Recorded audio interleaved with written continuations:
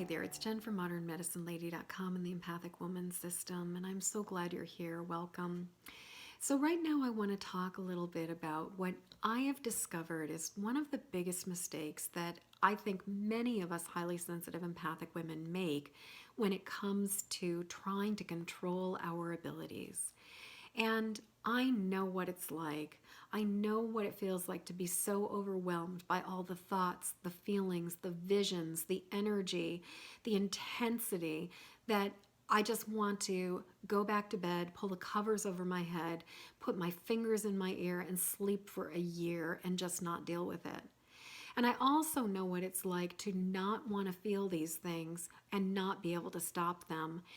Sort of like if there was a radio on in a room and I just wanted to get away from it, so I walked out of the room but didn't turn it off, and then walked into another room and I could still hear it. I struggled with this for a long time. I dealt with it as a child, I dealt with it as a teenager, and as a young adult. And I tried a number of things. I tried the psychopharmacology route because at first I thought maybe it was a chemical depression. I tried the hormonal route, thinking that maybe if I got, on birth control pills or something, it would make a difference for me. I tried the dietary approach, and that helped a little tiny bit because in my experience, sugar makes us even more vulnerable and more susceptible. So going sugar-free helped me, but it did not change this completely. And eventually I started looking for spiritual solutions. I started checking into psychic self-defense stuff, as well as started working with more of the new age healing modalities, started working with things like breath work, as well as Reiki, and also using affirmations.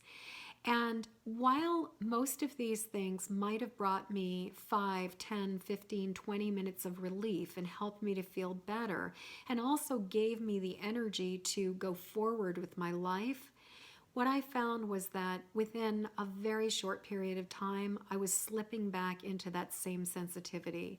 I was having the visions, I was feeling the feelings, I was thinking the thoughts, and I was just going down the rabbit hole and getting into these places where I was just uncomfortable. Kind of like having a mosquito bite that just was getting itchier and itchier, and I would just find myself scratching it and it would get more irritated and I would just want it to stop, and it wasn't stopping.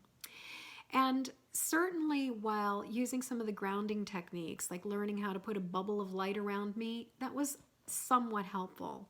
But the thing was, none of these things was stopping me from picking up all the information that was going on in the world around me. And then probably the most frustrating one was at some points when I was in various spiritual communities and in various groups, and I talk about feeling so overwhelmed with a sense of foreboding and the things that were sort of just constantly flooding me. And I would have somebody, almost inevitably it was a guy, who would say, well, just let it go. And I would be like, what the do you mean by just let it go? Like, that baffled me. And I have to say, it still baffles me. I'm like, what do you people even mean by just let it go? And at that point in time, I started wondering if there was something wrong with me. Why couldn't I let it go? Why was this so hard? Was I doing something wrong? Was I just fundamentally broken? Was there something fundamentally different about me that meant that these solutions just weren't working? And was I just going to be doomed to feeling this way for the rest of my life? And in time and out of desperation, I sought more help, and eventually I found a counselor who, by the grace of God, was also an empath. And she was older and wiser and had learned a lot of stuff. And she was the person who started me on the path of sorting this stuff out and learning how to understand what it meant to be what I am. And it's been a number of years since that path started, and I've done a lot of work between that early part that I was talking about and now. And what I realized was that the biggest mistake that I made was that, number one, I underestimated what it meant to be an empath. I underestimated myself. I underestimated my needs. I underestimated my sensitivity, and I was trying to act like I was a normal person. I was trying to just think that if I just thought about being a normal person, that somehow it would be different. Kind of like if you had an allergy to tomatoes, that, it's like you got an allergy to tomatoes and you need to deal with things differently. No amount of thinking or saying affirmations about tomatoes is going to make that change. And that was the thing. It was like, as an empath, I kept thinking that I could be like a normal person, it would work, and it wasn't working.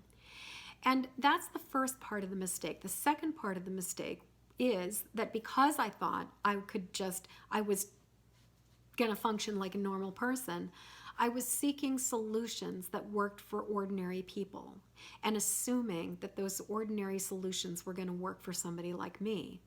And the truth is that while those solutions are fantastic for people who are not empathic, for people like you and me, they don't cut it because it's just, frankly, not enough. So tomorrow I'm going to talk a bit about why I think they don't cut it and why I don't think empaths can just let it go. And I'm going to go into a little bit more detail about that. But for today, I just really want you to be thinking about this, and I'm going to leave you with a question. So my question is, what have you tried, and how has that worked for you? And have you noticed that things that you expected to work because they worked for other people didn't really cut it? Does this make sense to you, what I'm saying? Or have you been underestimating yourself? Have you been thinking that if you go for the ordinary solutions that they should work for you? So I'd love to hear what you have to say about all of this. Please leave a comment below. And also, keep your eyes out in your inbox for an email from me tomorrow where I'm going to go into why I think we can't let things go as empaths and what it is that makes us so unique and special. And I'm just going to ask you to do one thing right now before we finish. And that is, please, please, please add me, my email address, to your contact list. That way we can be sure that the next message goes right into your inbox and you will see it when it gets there. And I'm not going to end up going off in some bizarre place because your mail server decided that I was not a legitimate piece of email. So again, please add me to your contact list.